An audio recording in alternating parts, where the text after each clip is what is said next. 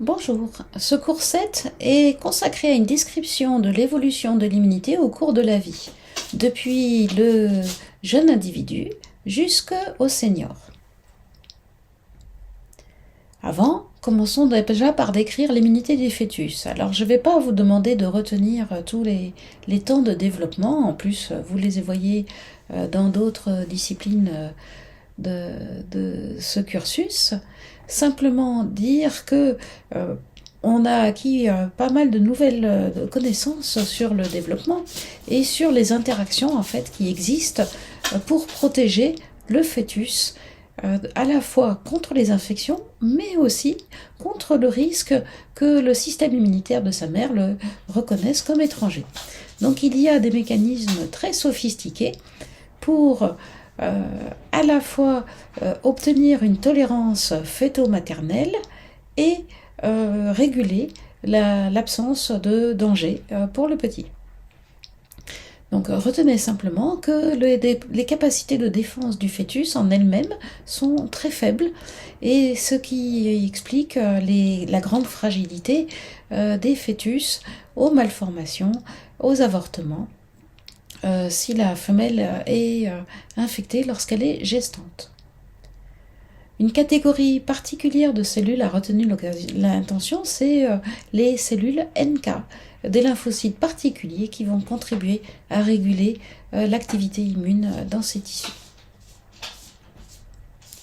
Alors, l'immunité du jeune nouveau-né, eh bien, c'est brutalement qu'il se retrouve confronté à un grand nombre de microbes, alors qu'il était dans un milieu quasi stérile au cours de la gestation.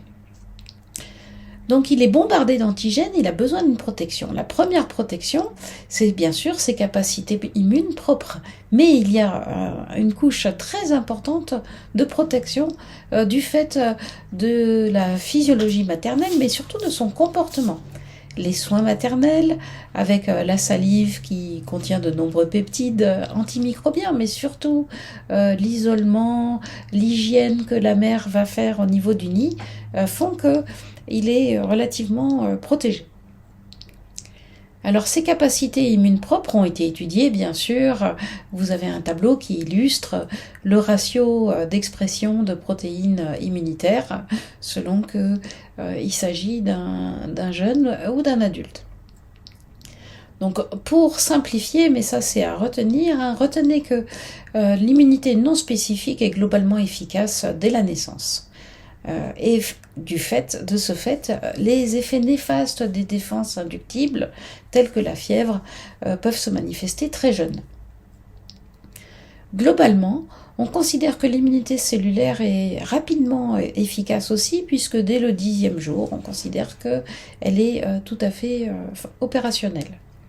En revanche, l'immunité humorale se met en place lentement sur une période d'environ 3 à 4 mois, et ceci quelles que soient les espèces.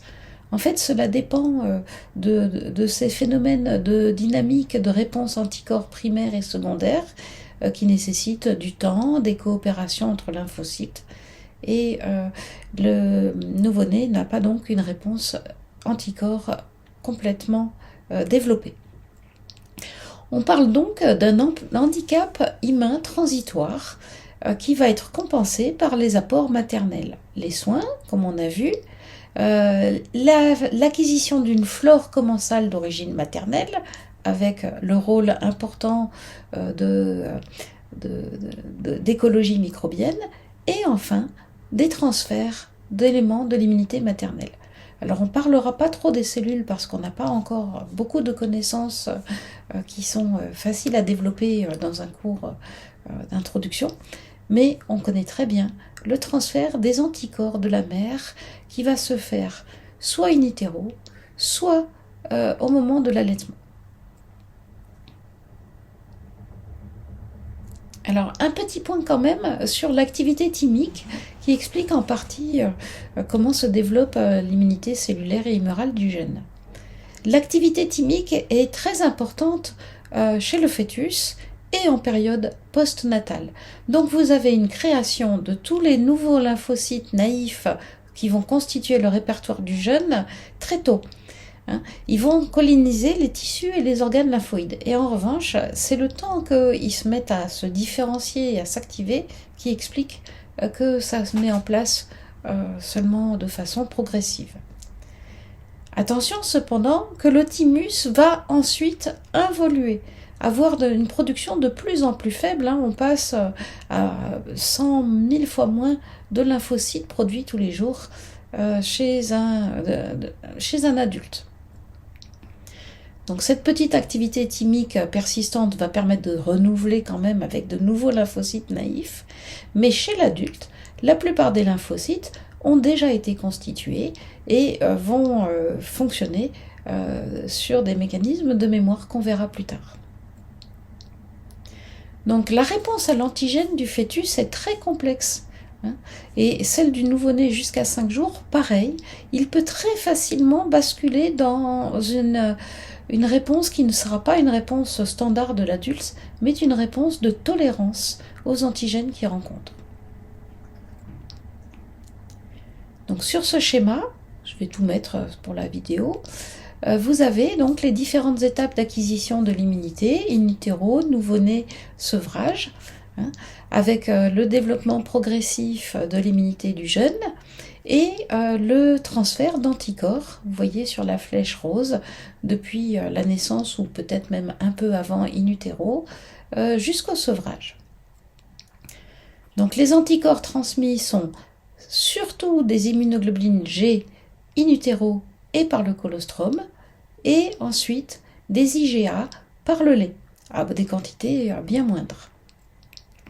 Donc les immunoglobulines G vont, elles, pénétrer depuis l'intestin lorsqu'elles ont été ingérées, jusque diffuser dans les tissus sous-jacents, être captées dans la lymphe et aller ensuite diffuser par équilibre dans tous les comportements, dans tout l'organisme du jeune.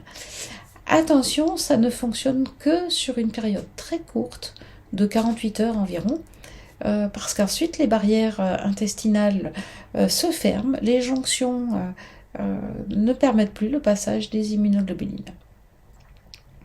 Et donc les IgA qui aura lieu par la suite vont rester exclusivement dans le tube digestif du petit, lui assurer une protection locale. Alors on a un peu le même principe dans les espèces ovipares, où les immunoglobulines seront transmises dans l'œuf.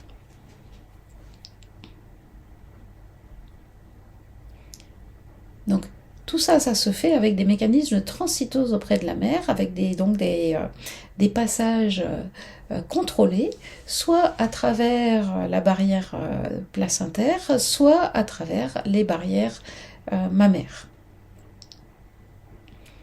Donc l'immunité du jeune, en fait, au niveau de sa réponse anticorps, c'est une résultante de sa production propre qui augmente et du transfert maternel d'immunoglobulines qui ont été acquises passivement et qui vont après, avec le catabolisme, la demi-vie des immunoglobulines, disparaître au fur et à mesure. Donc idéalement, on a un taux stable qui compense donc les apports au moment de la diminution.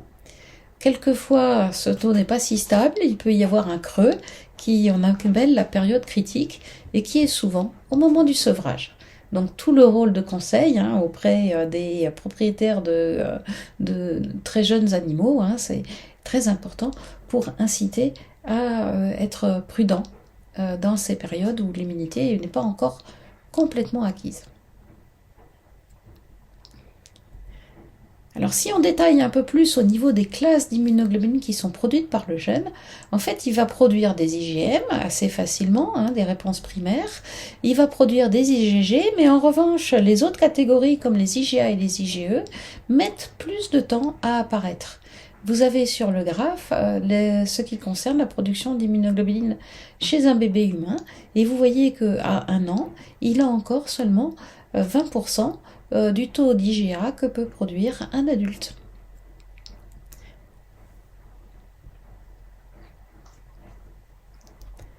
Donc les modalités de transfert des immunoglobulines maternelles vous seront développées plus en détail plus tard. Simplement retenez bien que ça correspond à des mécanismes de transcytose, qu'il va y avoir donc des variations spécifiques importantes avec des espèces dans lesquels il peut y avoir un bon passage placentaire, hein, c'est le cas des primates, des rongeurs et un petit peu des carnivores, et des espèces pour lesquelles il n'y en a pas, ou quasiment pas.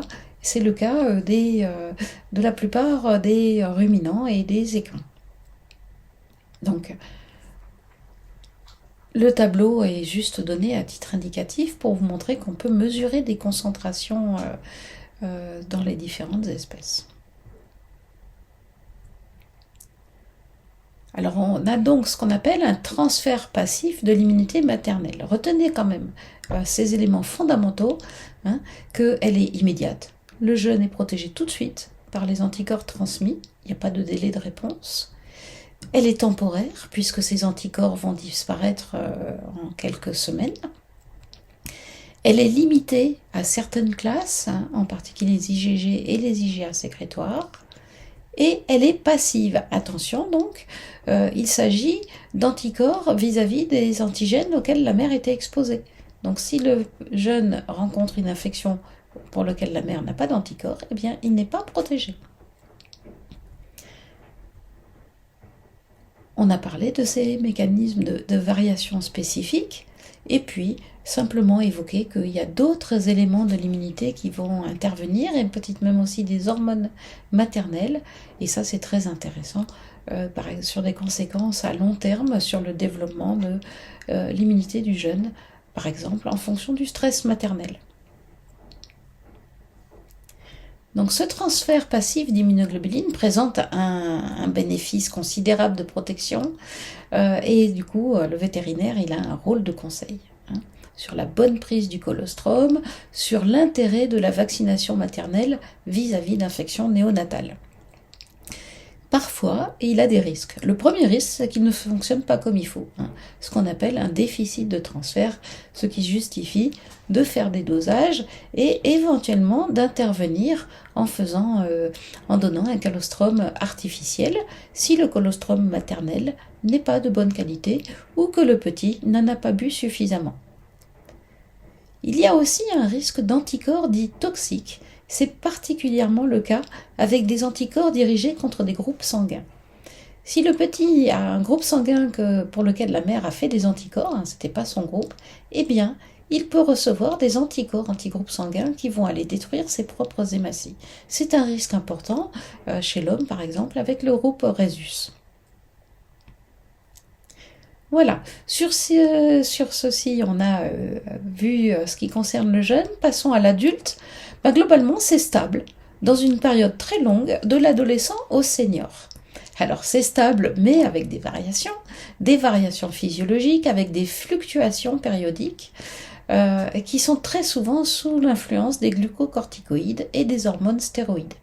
Donc, l'immunité va fonctionner au ralenti ou à plein pot, selon qu'il y a, par exemple, des saisons. Hein, c'est très connu chez les reptiles, par exemple, une immunité réduite lors de l'hibernation.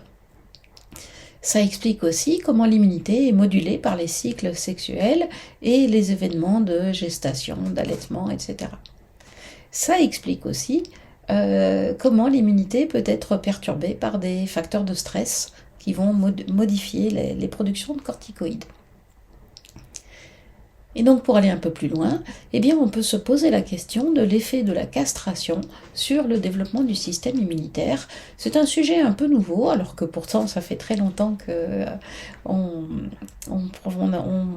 effectue des stérilisations. Et donc vous voyez ici des analyses sur des risques relatifs de développer des maladies à composante immune, avec un risque plus important chez un individu chez les femelles stérilisées, par exemple, en ce qui concerne le lupus.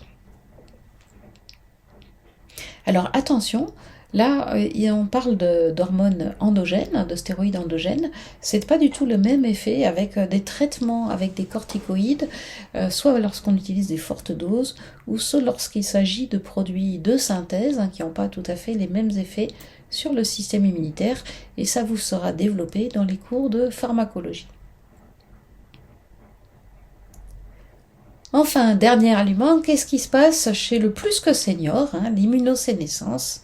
Est-ce qu'on a vraiment des baisses de système immunitaire? Eh bien, là, on a pas mal de publications qui s'intéressent à ce sujet au fur et à mesure que la gériatrie des animaux domestiques se développe.